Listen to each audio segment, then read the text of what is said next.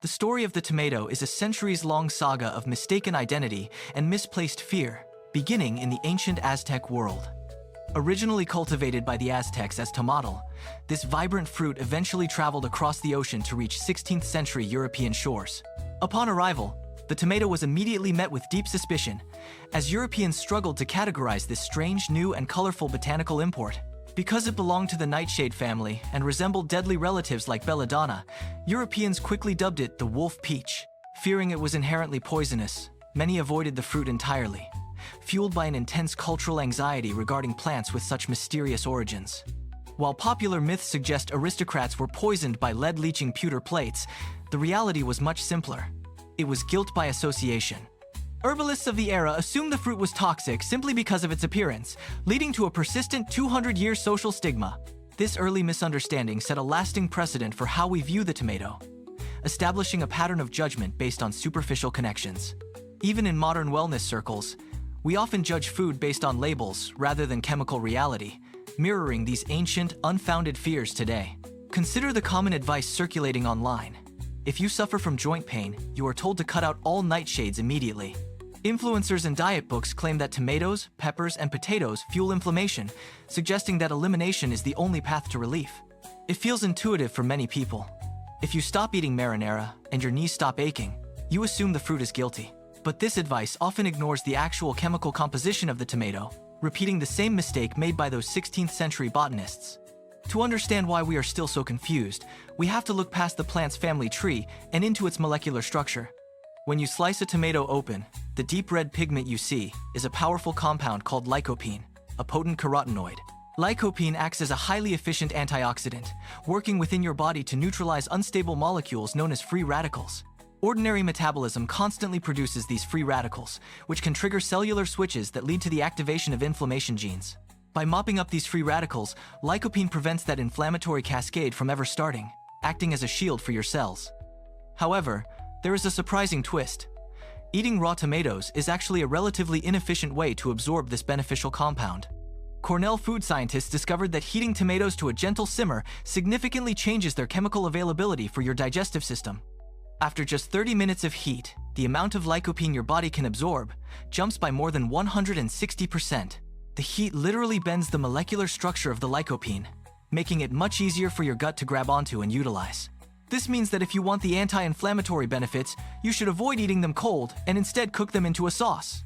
Furthermore, adding a splash of olive oil is essential because lycopene is fat-soluble, meaning it dissolves in fat rather than water. Researchers found that cooking tomatoes with olive oil leads to an 82% increase in lycopene absorption into the human bloodstream.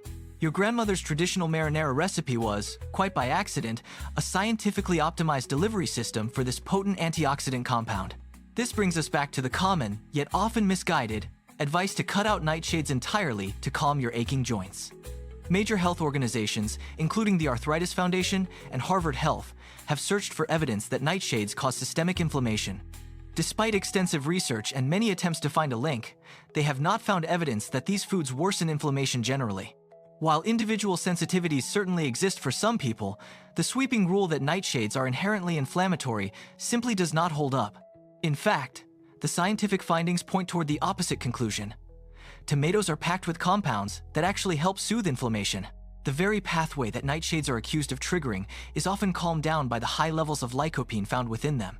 It is a historical irony that the fruit once feared for resembling poison is now avoided for causing the inflammation it helps. The mistake is the same one made centuries ago. We are judging a food based on its family name rather than its contents. We remain remarkably quick to convict a food based on its appearance or its botanical relatives, while ignoring its actual chemical reality. This pattern of fear-based dietary advice highlights our human tendency to rely on anecdotes rather than rigorous, evidence-based nutritional science. Perhaps the real lesson here is that we should be more skeptical of simple rules that demonize entire categories of healthy food. Instead of blindly following trends, we should look at the biological mechanisms at play and how our bodies actually process these nutrients. The next time you hear a claim about a toxic food, consider whether it is based on real science or just a misunderstanding. We must be willing to challenge our assumptions and look deeper into the chemistry of what we put on our dinner plates. Science is often about correcting these long-standing errors, replacing old myths with a clearer understanding of how nature actually works.